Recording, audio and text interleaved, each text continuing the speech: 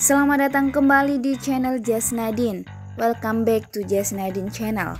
Channel yang menyajikan informasi bermanfaat dan terbaru untuk pemirsa dimanapun. Sebelum saya memulai memberikan informasi ini, silakan subscribe dulu sebagai bentuk dukungan agar konten ini semakin berkembang dan lebih baik lagi. Silakan share konten ini agar info ini bisa diketahui oleh masyarakat yang membutuhkan. Dan jangan lupa menulis komentar jika ada pertanyaan mengenai informasi tersebut. Kementerian Sosial Republik Indonesia telah membuat satu program, yakni Sarana Prasarana Lingkungan, sebagai salah satu turunan program penanganan fakir miskin.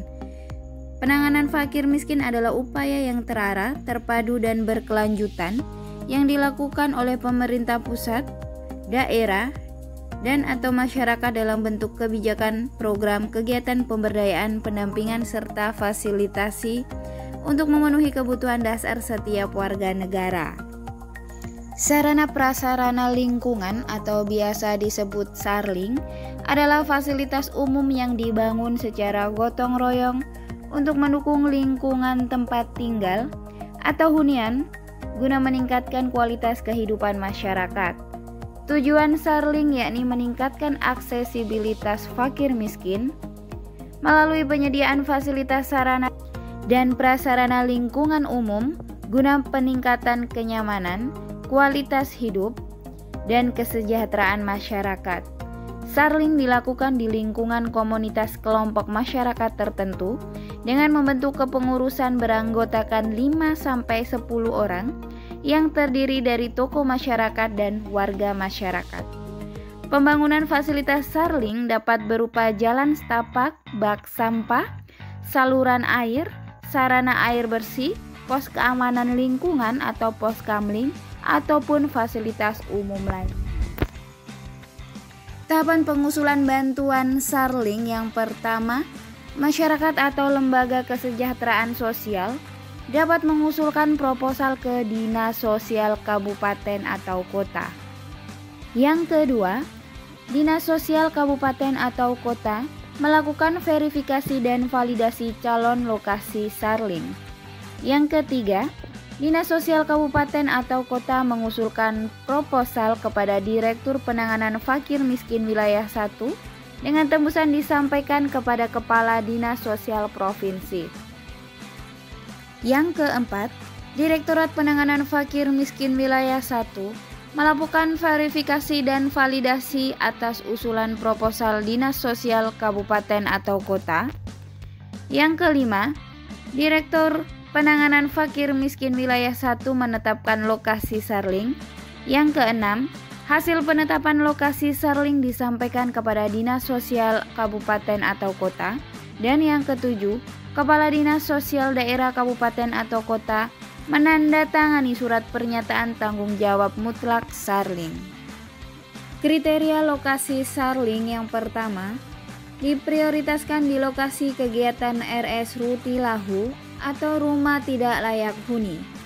Yang kedua, sarling dibangun di tempat fasilitas umum atau tanah bengkok atau tanah hibah atau wakaf. Yang ketiga, status tanah tidak dalam sengketa. Dan yang keempat, belum pernah mendapat bantuan sosial sarling. Besar bantuan sosial sarling sebesar 50 juta rupiah untuk per lokasi, dan pelaksanaan sarling dapat didukung dengan dana swadaya masyarakat.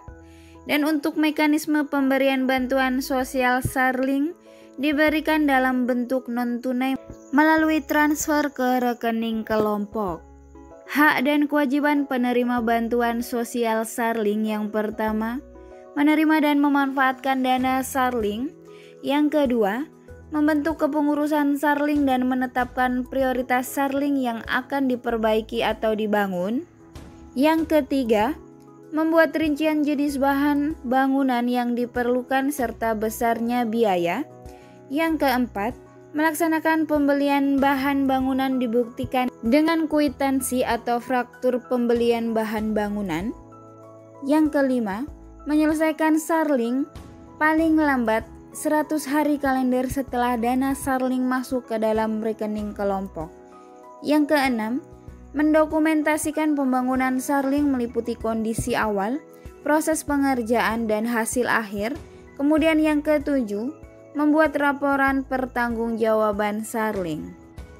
Jika ada pertanyaan seputar program Sarling, pemirsa bisa langsung akses ke dalam website kemsos.go.id atau juga bisa melalui telepon di 021 3100 470 dengan waktu kerja Senin sampai Jumat pukul 7:30 sampai 4 sore. Terima kasih telah menonton di channel Jasnadin. Tunggu konten selanjutnya.